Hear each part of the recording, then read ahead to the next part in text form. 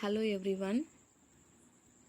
In this lecture, we are going to see about signal conditioning circuits in basics of biomedical instrumentation. The first topic in this unit is need for bioamplifier. Let us see how the bioamplifiers are needed in medical instruments such as ECG and EEG.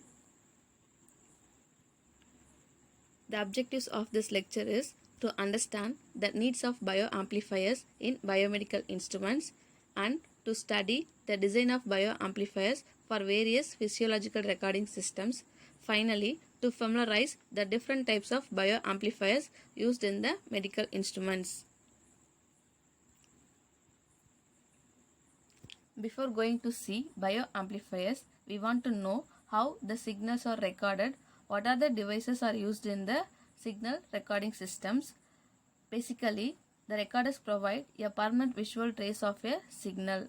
The figure shows the basic recording system and it consists of three important components. The first one is electrode or transducer.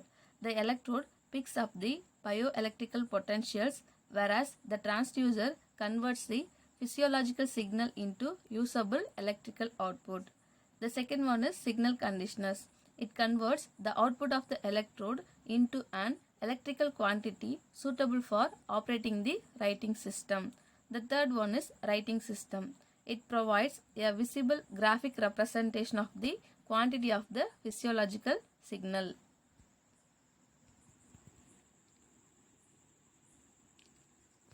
There are 6 general considerations available for signal conditioners: signal amplification, frequency response, filtering, isolation, excitation, and linearization.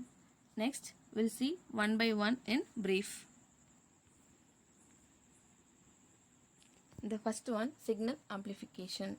The signals available from the transducers are very small in magnitude, so that the amplifiers boost the level of the input signal to match the requirements of the recording system. Because of this amplification, it increases the resolution and sensitivity of the measurement. The second one is frequency response.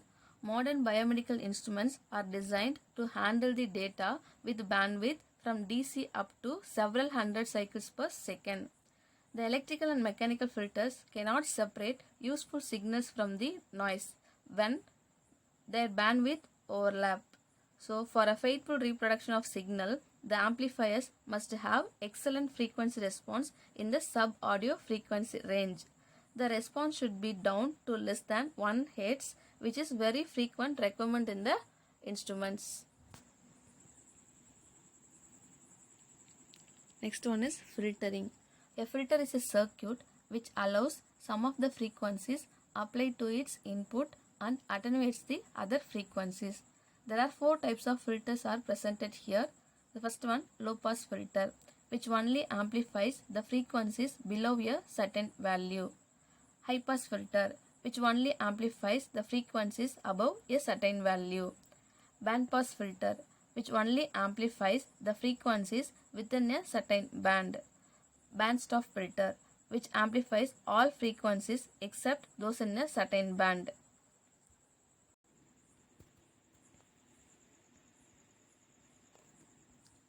Next, isolation. Improper grounding of the system is one of the most common issues in the measurements. Signal conditioners with isolation can prevent these problems. Such devices pass the signal from its source to measurement device without a physical connection by using transformer, optical, or capacitive coupling techniques. Next one, excitation. Signal conditioners are required to generate excitation for some transducers. For example, thermistor requires the external voltage or current excitation. The last one, linearization. Another common signal conditioning function is linearization. In practical, many transducers such as thermocoupler and thermistors have a nonlinear response to changes in the phenomenon being measured. So it is the process of getting linear responses from transducer while changing of temperature of the body. Next, the requirements of bioamplifiers. For an best amplification, the amplifier should have high input impedance and low output impedance, and it must have isolation and protection circuits. It is placed between human body and biomedical instruments, and it provides protection for a human body from electrical shock. The voltage gain of the bioamplifiers should be more than 100 dB. The constant gain should be maintained throughout the required bandwidth. The bioamplifiers are used to reject the unwanted signal from the observation. For this purpose, the amplifier should have CMRR, that is common mode rejection ratio, should be more than 80 dB. There are many number of amplifiers are designed for medical purpose to perform some of the operations on a signal. Differential amplifier, AC coupled amplifier, instrumentation amplifier, chopper amplifier, carrier amplifier, and isolation amplifier. So these are the references referred for this lecture.